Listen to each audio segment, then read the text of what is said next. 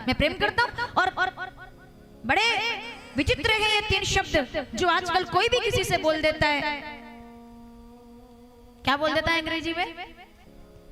कोई भी किसी से बोल देता है ना, कि मैं तुमसे प्रेम करता हूँ। 3 शब्द हैं जिसको बोलने में केवल 2 सेकंड लगते हैं। लेकिन जितने बुजुर्ग लोग यहाँ बैठे हुए हैं, जरा मुझे बताइएगा, जिन्होंने संघर्ष से अपने जीवन को जिया होगा, जिन्होंने कच्चे मकान में अपनी शादी को निभाया होगा, जिन्होंने कम संसाधनों में अपने परिवार को चलाया होगा, वो लोग बताएंगे कि 3 शब्द बोलना प्रेम नहीं है। अपने जीवन में त्याग करना और संघर्ष करना और उस समय एक दूसरे का साथ देना, उसे प्रेम कहते हैं। प्रेम का मतलब आई लव यू नहीं होता है। प्रेम का मतलब होता है मेरी खुशियां ही ना बांटे, मेरे गम भी सहना चाहे, देखे ना ख्वाब वो महलों के, मेरे दिल में रहना चाहे।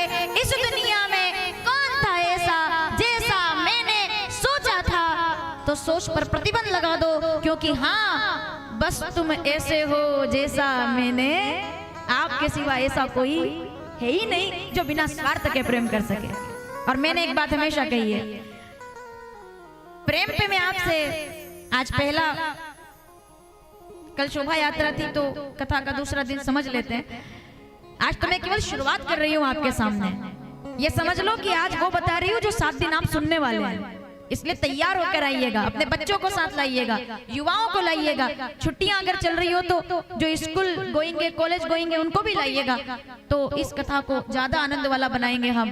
प्रेम का मतलब क्या होता है? प्रेम का मतलब केवल 3 शब्द नहीं होते। प्रेम का मतलब तो 3 युग होते हैं जो एक दूसरे के संघर्ष को साथ दे करके और निभाए जाते हैं। 80 साल के, 60 साल के लोग जो यहाँ बैठे हुए हैं, अपने वैवाहिक जीवन को सफल बनाते हुए, वो आपको बताएंगे कि प्रेम का मतलब क्या होता है। केवल शरीर से प्रेम नहीं होता, प्रेम तो आत्मा से किया जाता है, एक दूसरे की आदतों से होता है, जीवन के संघर्ष से होता है, साथ देने से होता है। तो रत्ना कहती है क्यों आप आ गए आधी रात को, मैं आने वाली थी घर। तो तुलसीदास जी कहते हैं क्योंकि मैं तुमसे प्रेम करता हूँ। अब रत्ना कहती है कि शर्म आनी चाहिए आपको, जितना प्रेम आप इस शरीर से करते हैं। तुलसीदास जी महाराज, उससे आधा प्रेम भी आपने श्री राम से किया होता तो रत्ना नहीं, आज आपको राम मिल जाता। ये बताने वाला भी तो कोई होना चाहिए, ये जगाने वाला भी तो कोई होना चाहिए। पत्नी किसको कहते हैं? पत्नी वही है जो पति को सही मार्ग बताए। रत्ना तुलसीदास जी महाराज को महाकवि बना देती है कि हाड़ मास का पीजरा जामे ऐसी प्रीत। तब तक तुलसीदास जी महाराज एक सामान्य ब्राह्मण थे, लेकिन वहां से रत्ना को गुरु मान करके और वो काशी आ गए। और कहते हैं कि उन्होंने समर्पण कर दिया। और कोई उनसे पूछे कि गुरु कौन है, तो वो कहते रत्ना मेरी गुरु है, जिसने मुझे जगा दिया कि मेरा जीवन किस लिए था, जिसने मुझे जगाया। पत्नी गुरु है, माता गुरु है, पिता गुरु है। हम क्या कहते हैं? गुरुर ब्रह्मा गुरुर्देवो गुरुर साक्षात तस्मै श्री, जो मुझे जगाए वही गुरु है। तो तुलसीदास जी महाराज काशी गए रत्ना से उपदेश लेकर के कि जितना मुझसे प्रेम करते उतना राम जी से करते। ये शरीर तो मिट जाएगा लेकिन श्री राम जी का नाम कभी मिटने वाला। तब तुलसीदास जी महाराज काशी आते हैं। 7 दिनों तक संस्कृत में रामचरितमानस लिखते हैं। तो भोलेनाथ ने प्रसन्न होकर कहा कि ऐसी भाषा में लिखो कि गांव का अनपढ़ व्यक्ति से लेकर ऑफिस में बैठा हुआ एजुकेटेड व्यक्ति भी उस चौपाई को समझ पाए। इतना सरल बनाकर लिखिए, उसे सरल कर दीजिए। और दुनिया में सबसे कठिन क्या है? चलिए आप सब अच्छे लोग बैठे हैं, लिखना इस बात को अपने साथ लेकर जाना। बुजुर्ग लोग बैठे हुए हैं, जितना सुनो, कोई जरूरत नहीं है कि 5 घंटे सुने आप, 4 घंटे सुने आप। 10 मिनट भी अगर सुनते हैं तो मेरे विचार अपने साथ लेकर जाइएगा। और मैं ठीक बोलूं तो समर्थन करना। तुलसीदास जी महाराज कठिन संस्कृत लिख रहे थे, तो महादेव ने आकर कहा ऐसी भाषा लिखो कि सबको समझ आए, सरल कर दो।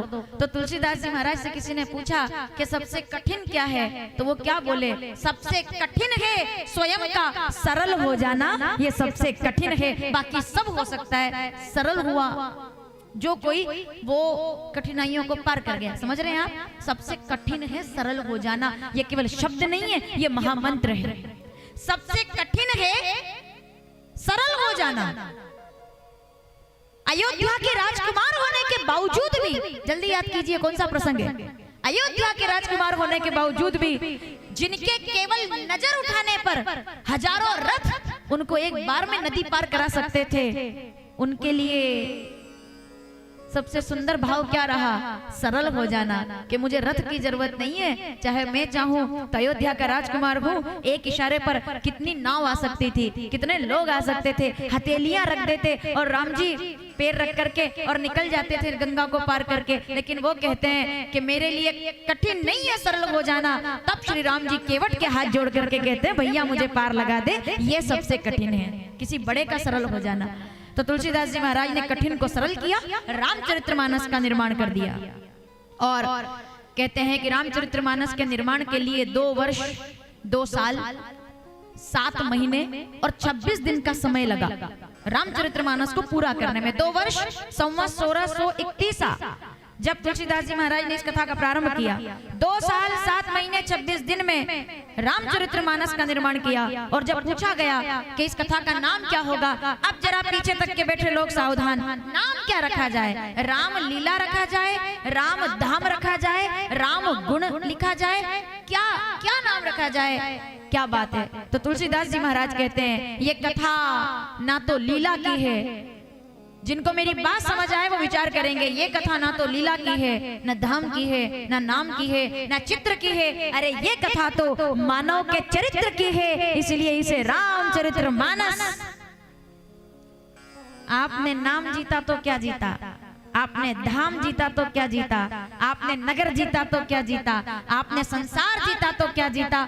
मेरी बात अपने साथ लेकर जाइएगा, आपने युग जीता तो क्या जीता, लेकिन अगर आपने चरित्र जीत लिया तो आपने ब्रह्मांड को जीत लिया, तब आप चरित्र नायक कहलाते हैं। उनको